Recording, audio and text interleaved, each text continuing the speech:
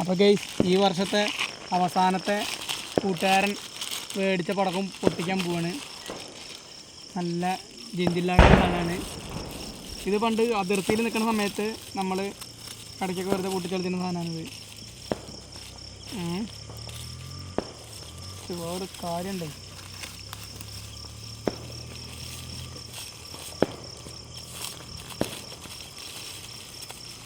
കവറിങ്ങനെ അവരും കടലല്ലോ വരുന്നത്.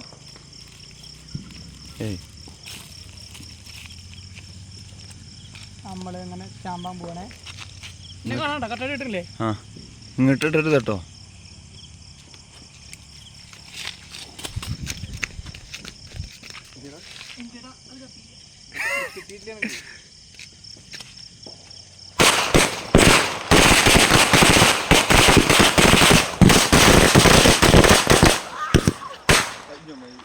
എൻ്റെ പൊന്നെ കാലുമോന്ന് അടിച്ചോട് പറഞ്ഞു.